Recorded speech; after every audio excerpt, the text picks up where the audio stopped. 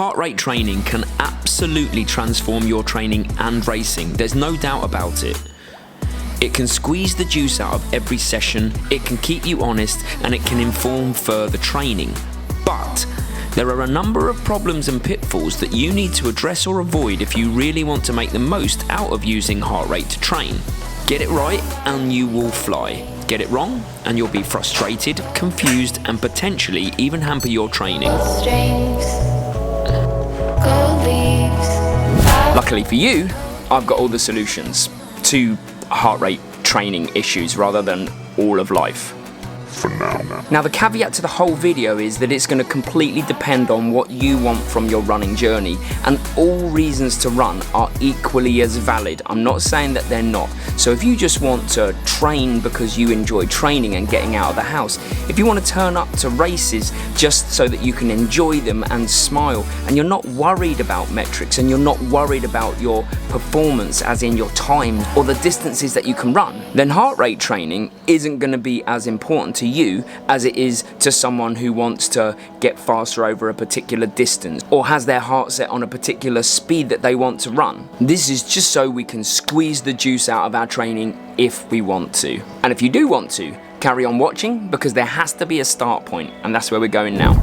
And the starting point is, what's the point in training in heart rate zones if you don't actually know your accurate zones? Probably the thing that I discuss most with people on the channel, whether it be on email, on the comments in YouTube, or on Instagram, in social media in general, is things like, for example, how come I can't stay in zone 2 unless I'm actually just walking, and the moment I start running I find it very difficult to stay there?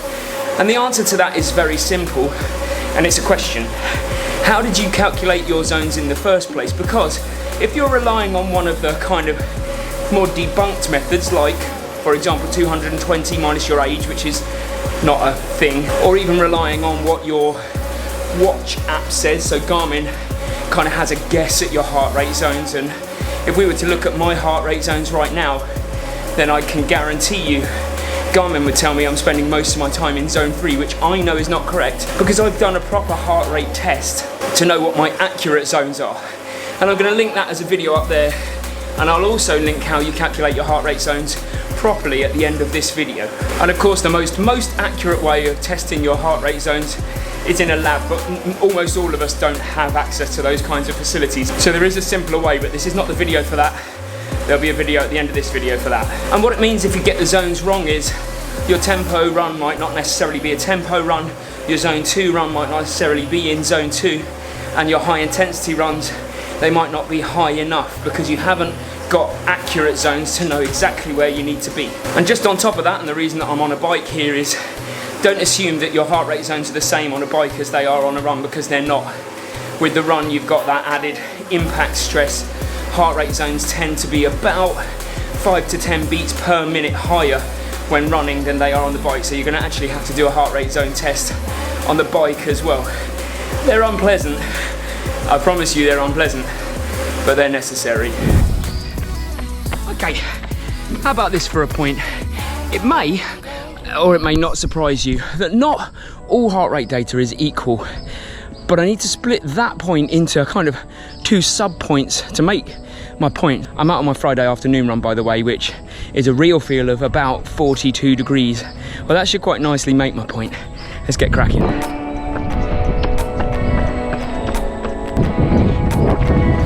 Right, sub-point number 1 is that there is now quite an overwhelming bank of studies done that prove that wrist heart rate monitors and chest strap heart rate monitors are not equal in terms of the information they provide, in terms of how precise they are with their heart rate feedback. And if you think about it, it probably won't come as too much of a surprise, because a chest strap is right next to the heart. It works more on electrodes and the electrical symbols the heart pumps out, and the wrist strap relies more on seeing a pulse beneath the skin, and it's further away from the heart. So time and time again, when they've strapped athletes up to an ECG, you know, those machines that you strap patients in hospitals up to that go beep, beep, they're totally accurate. When they strapped athletes up to that and put a chest strap on and a wrist strap on, then the chest strap is pretty much similar to the ECG. The wrist strap, however, can be anything from about 2 beats per minute difference to 10 to 15 beats per minute different to what is actually going on with the heart. But you need to know why that's relevant to you. I need to stop for a second because honestly, trying to get my words out on running in this heat when it feels like about 40 degrees is just not working for me. And I want to tell you why knowing this about the difference between chest straps and wrist monitors is significant. And it's because the more precisely that you know your heart rate training zones, then the more accurately you can actually nail down each session. Your zone 2 is your zone 2, and you haven't got it wrong because of the wrist strap and you're going into, say, zone 3 by mistake. You essentially want to be as accurate as possible because you can't cheat your actual heart rate zones. But a slight counter argument to that is that if you exclusively use a wrist monitor, then those zones are the zones that you work with. It's only if you flip between a wrist monitor and a chest monitor that you're going to have real problems, because the 2 zone calculations will be different and you'll find yourself suddenly finding it very hard to run in zone 2 if you're using a different monitor to what you've calculated your zone 2 in, if that makes sense. So if you can't afford a chest strap, it's all right, stick with what you've got, it still works. But if you want to be more precise, then a chest strap is the way forwards, and the research shows it.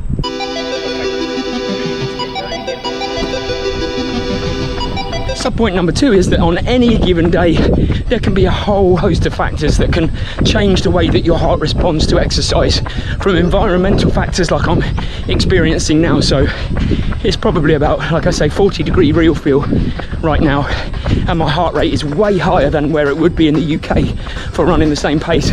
And it can be anything up to 20 to 25 beats per minute different, especially when I'm talking to camera. Heat and humidity can play a huge part in how your heart rate reacts while you're exercising.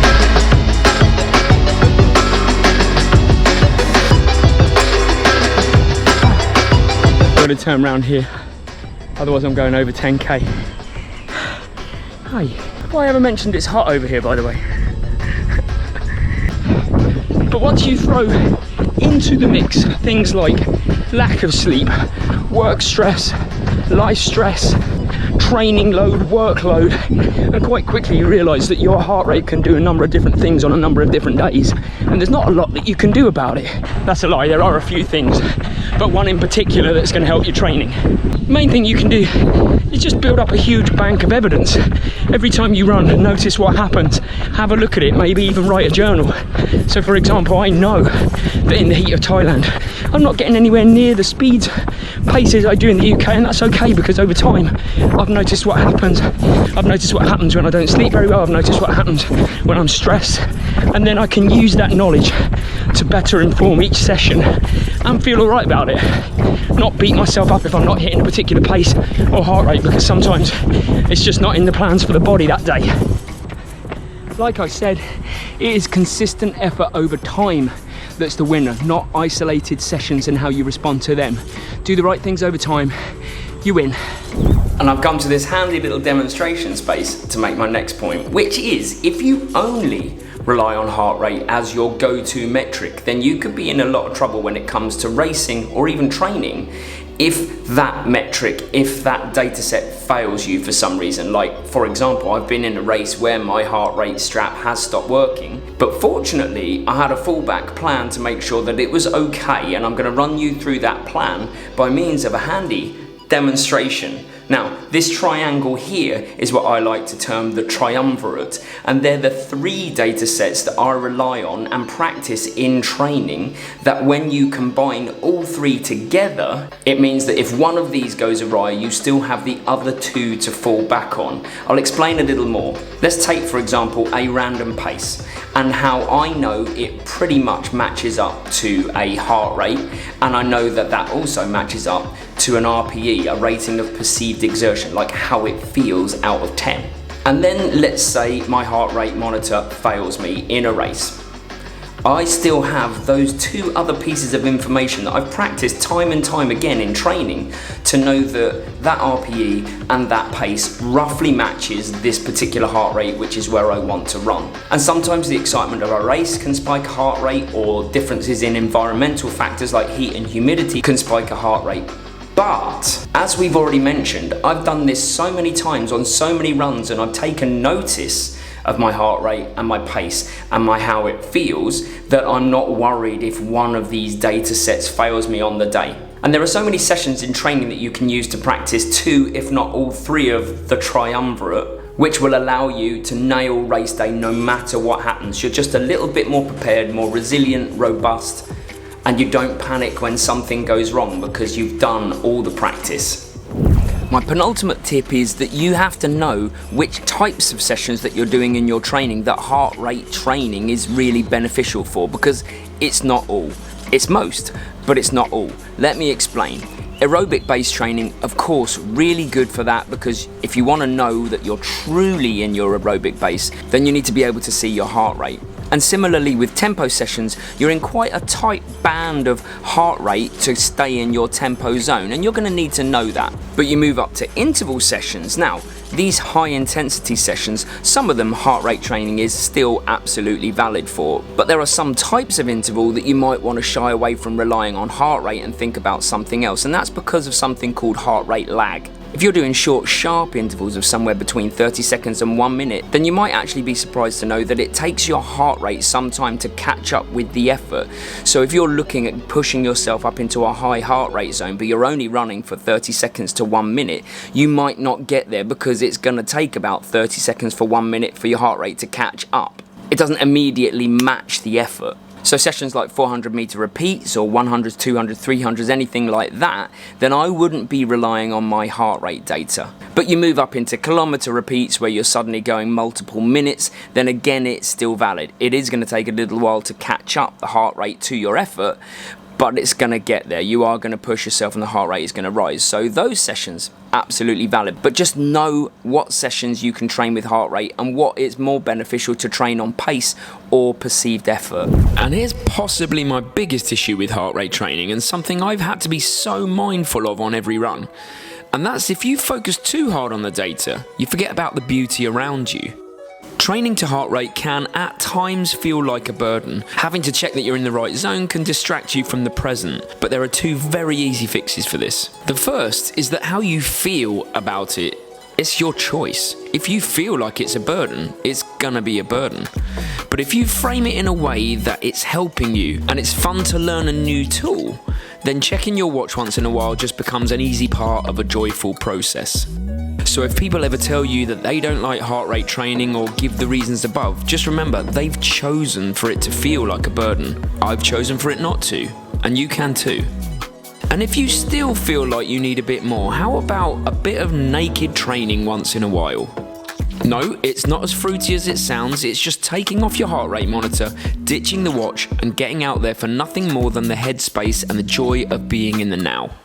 As I keep saying, heart rate training is simply a tool, it's not the tool, so mix it up and keep the joy levels high. So hopefully I've convinced you that heart rate training should be a tool for your toolbox, not the tool, but another tool. And if I have, then here's a good video on how to accurately calculate your heart rate zones. And the video below is the day that I got it completely wrong with my heart rate zone and had an awful race because I just moved to Thailand and didn't really appreciate what environmental factors can do to you. Hope you enjoy either of them, and I'll see you soon.